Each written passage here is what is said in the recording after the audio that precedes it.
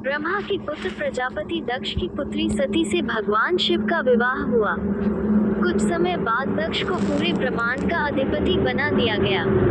इससे दक्ष में अभिमान आ गया। वह अपने आप को सर्वश्रेष्ठ समझने लगा। एक यज्ञ में भगवान शिव द्वारा खुद को प्रणाम न करने पर दक्ष ने उन्हें अनेक अपशब्द कहे। दक्ष ने शिव को शाप दिया कि उन्हें देव यज्ञ में उनका हिस्सा नहीं मिलेगा।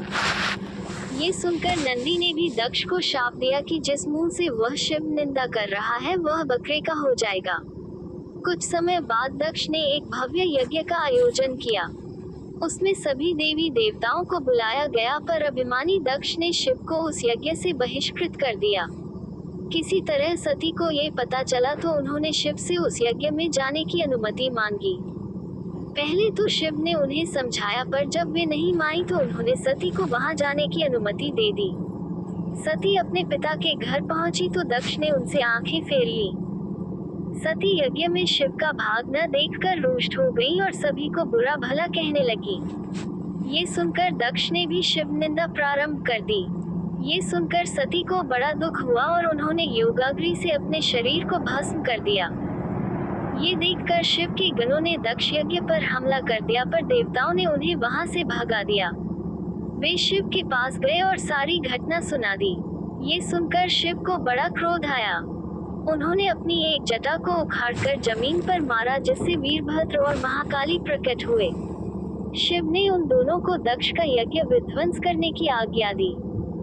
उन्होंने पल भर में ही दक्ष का यज्ञ विध्वंस कर डाला और वीरभद्र ने दक्ष का सिर काटकर उसे यज्ञ कुंड में फेंक दिया। ये देखकर देवताओं में हड़कंप मच गया और उन्होंने शिव स्तुति प्रारंभ कर दी। उनकी स्तुति उन्होंने सभी को जीवन दान दे दिया और दक्ष के शरीर पर बकरे का सिर लगाकर उसे भी जीवित कर दिया। बाद में शिव की अनुमति से दक्ष ने अपना यज्ञ पूरा किया। अपनी प्रिय पत्नी के शव को लेकर शिव पूरे ब्रह्मांड में घूमने लगे। उनके प्रताप से सारी सृष्टि जलने लगी। तब विष्णु ने अपने सुदर्शन चक्र से सती के शरीर के 51 टुकड़े कर दिए। ये टुकड़े जहाँ जहाँ गिरे वहाँ शक्तिपीठों की स्थापना हुई। तब सती का पूरा शरीर कटकर गिर गया तो भगवान बहुत दुखी हुए और कैलाश पर जाकर एकांत में समाधि ले ली।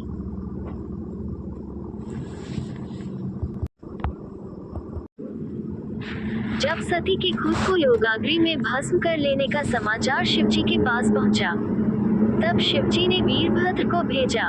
उन्होंने वहां जाकर यज्ञ विध्वंस कर डाला और सब देवताओं को यथोचित फल दिया। सती ने मरते समय शिव से यह वर मांगा कि हर जन्म में आप ही मेरे पति हो।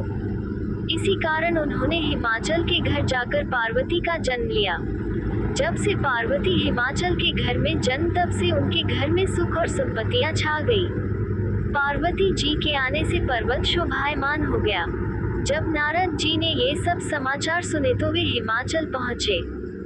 वहां पहुंचकर वे हिमाचल से मिले और हंसकर बोले, तुम्हारी कन्या गुणों की खान है। ये स्वभाव से ही सुंदर, सुशील और शांत है। ये कन्या सुलक्षणों से संपन्न है। यह अपने पति को प्यारी होगी। अब इसमें जो 2-4 अवगुण है वे भी सुन लो। गुणहीन, मानहीन, माता पिता विहीन, उदासीन, लापरवाह। इसका पति नंगा, योगी, जटाधारी और सांपों को गले में धारण करने वाला होगा। ये बात सुनकर पार्वती के माता पिता चिंतित हो गए। उन्होंने देवर्षि से इसका उपाय पूछा। तब नारद जी बोले, जो दोष मैंने बताए मेरे अनुमान से वे सभी शिव में है। अगर शिव जी के साथ विवाह हो जाए तो ये दोष गुण के समान ही हो जाएंगे। यदि तुम्हारी कन्या तप करे तो शिव जी ही इसकी किस्मत बदल सकते हैं। तब ये सुनकर पार्वती जी की माँ विचलित हो गई। उन्होंने पार्वती के पिता से कहा, आप अनुकूल घर में ही अपनी पुत्री का विवाह कीजिएगा, क्योंकि पार्वती मुझे प्राणों से अधिक प्रिय है। पार्वती को देखकर मैना का गला भर आया। पार्वती ने अपनी माँ से कहा, माँ मुझे एक ब्राह्मण ने सपने में कहा है कि जो नारद जी ने कहा है तू उसे सत्य समझकर जाकर तप कर। ये तप तेरे लिए दुखों का नाश करने वाला है।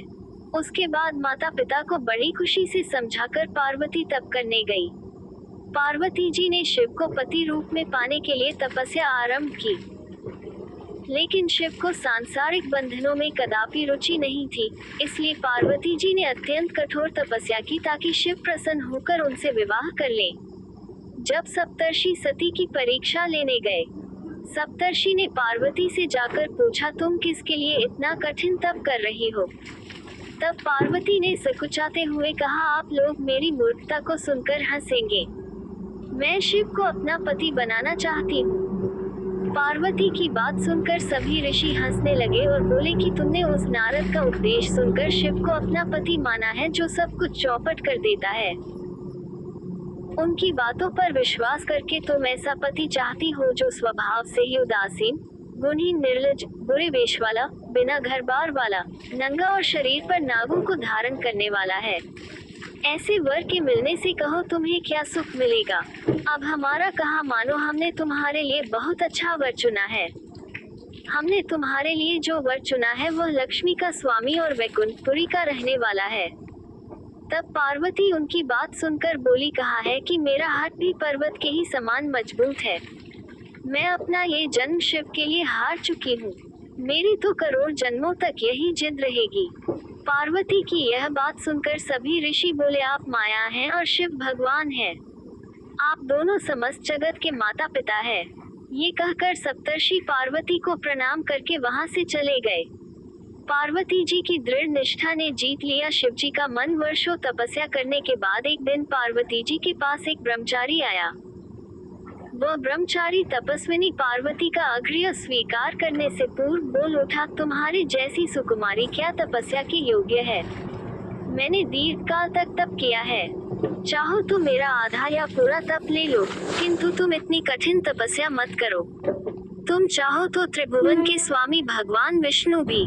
किंतु पार्वती ने ऐसा उपेक्षा का भाव दिखाया कि ब्रह्मचारी 2 क्षण को रुक गया। फिर बोला, योग्य वर में 3 गुण देखे जाते हैं, सौंदर्य, कुलीनता और संपत्ति। इन तीनों में से शिव के पास एक भी नहीं है। नीलकंठ, त्रिलोचन, जटाधारी, विभूति पोते, सांप लपेटे शिव में तुम्हें कहीं सौंदर्य दिखता है? उनकी संपत्ति का तो कहना ही क्या, नग्न रहते हैं। बहुत हुआ तो चर्म चमड़ा लपेट लिया। कोई नहीं जानता कि उनकी उत्पत्ति कैसे हुई। ब्रह्मचारी पता नहीं क्या क्या कहता रहा, किंतु अपने आराध्य की निंदा पार्वती को अच्छी नहीं लगी। अतः वे अन्यत्र जाने को उठ खड़ी हुई। तब शिव उनकी निष्ठा देख ब्रह्मचारी रूप त्याग प्रकट हुए और उनसे विवाह किया। जहाँ दृढ़ लगन, कष्ट सहने का साहस और अटूट आत्मविश्वास हो, वहाँ लक्ष्य की प्राप्ति अवश्य होती है। पार्वती अपने तप को पूर्ण होते देख घर लौट आई और अपने माता पिता से सारा वृतांत कह सुनाया। अपनी दुलारी पुत्री की कठोर तपस्या को फलीभूत होता देखकर माता पिता के आनंद का ठिकाना नहीं रहा। उधर शंकर जी ने सप्तर्षियों को विवाह का प्रस्ताव लेकर हिमालय के पास भेजा और इस प्रकार विवाह की शुभ तिथि निश्चित हुई। सप्तर्षियों द्वारा विवाह की तिथि निश्चित कर दिए जाने के बाद भगवान शंकर जी ने नारद जी द्वारा सारे देवताओं को विवाह में सम्मिलित होने के लिए आदरपूर्वक निमंत्रित किया और अपने गणों को बारात की तैयारी करने का आदेश दिया। उनके इस आदेश से अत्यंत प्रसन्न होकर गणेश्वर, शंखकर्ण, केकराक्ष, विकृत, विशाख, विकृतानन, दुंदुभ, कपाल, कुंडक, काकपादोदर, मधुपिंड, प्रमथ, वीरभद्र आदि गणों के अध्यक्ष अपने अपने गणों को साथ लेकर चल पड़े। नंदी, क्षेत्रपाल, भैरव आदि गणराज भी कोटि कोटि गणों के साथ निकल पड़े। ये सभी 3 नेत्रों वाले थे। सबके मस्तक पर चंद्रमा और गले में नीले चिन्ह थे। सभी ने रुद्राक्ष के आभूषण पहन रखे थे। सभी के शरीर पर उत्तम भस्म पुती हुई थी। इन गणों के साथ शंकर जी के भूतों, प्रेतों, पिशाचों की सेना भी आकर सम्मिलित हो गई। इनमें डाकिनी, शाकिनी, यातुधान, वेताल, ब्रह्म राक्षस आदि भी शामिल थे। इन सभी के रूप, रंग, आकार, प्रकार, चेष्टाएं, वेशभूषा, हाव भाव आदि सभी कुछ अत्यंत विचित्र थे। किसी के मुख ही नहीं था और किसी के बहुत से मुख थे। कोई बिना हाथ पैर के ही था तो कोई बहुत से हाथ पैरों वाला था। किसी के बहुत सी आंखें थीं और किसी के पास एक भी आंख नहीं थी। किसी का मुख गधे की तरह, किसी का सियार की तरह, किसी का कुत्ते की तरह था। उन सब ने अपने अंगों में ताजा खून लगा रखा था। कोई अत्यंत पवित्र और कोई अत्यंत विभत्स तथा अपवित्र गणवेश धारण किए हुए था। उनके आभूषण बड़े ही डरावने थे। उन्होंने हाथ में नर कपाल ले रखा था। वे सब के सब अपनी तरंग में मस्त होकर नाचते गाते और मौज उड़ाते हुए महादेव शंकर जी के चारों ओर एकत्रित हो गए। चंडी देवी बड़ी प्रसन्नता के साथ उत्सव मनाती हुई भगवान रुद्रदेव की बहन बनकर वहां आ पहुंची। उन्होंने सर्पों के आभूषण पहन रखे थे। वे प्रेत पर बैठकर अपने मस्तक पर सोने का कलश धारण किए हुए थी। धीरे धीरे वहां सारे देवता भी एकत्र हो गए। उस देवमंडली के बीच में भगवान श्री विष्णु गरुड़ पर विराजमान थे। पितामह ब्रह्मा जी भी उनके पास में मूर्तिमान वेदों, शास्त्रों, पुराणों, आगमों, संकाद महासिद्धों, प्रजापतियों, पुत्रों तथा कई परिजनों के साथ उपस्थित थे। देवराज इंद्र भी कई आभूषण पहन अपने ऐरावत गज पर बैठ वहां पहुंचे थे। सभी प्रमुख ऋषि भी वहां आ गए थे। तुम्बुरु, नारद, हाहा और हुहु आदि श्रेष्ठ गंधर्व तथा किन्नर भी शिवजी की बारात की शोभा बढ़ाने के लिए वहां पहुंच गए थे। इनके साथ ही सभी जगन माताएं, देवकन्याएं, देवियां तथा पवित्र देवांगनाएं भी वहां आ गई थी। इन सभी के वहां मिलने के बाद भगवान शंकर जी अपने स्फटिक जैसे उज्जवल सुंदर वृषभ पर सवार हुए। दूल्हे के वेश में शिवजी की शोभा निराली ही छटक रही थी। इस दिव्य और विचित्र बारात के प्रस्थान के समय डमरुओं की डम डम, शंखों के गंभीर नाद, ऋषियों महर्षियों के मंत्रोच्चार, यक्षों, किन्नरों, गंधर्वों के सरस गायन और देवांगनाओं के मनमोहक नृत्य और मंगल गीतों की गूंज से तीनों लोग परिव्याप्त हो उठे। उधर हिमालय ने विवाह के लिए बड़ी धूमधाम से तैयारियां की और शुभ लग्न में शिवजी की बारात हिमालय के द्वार पर आ लगी।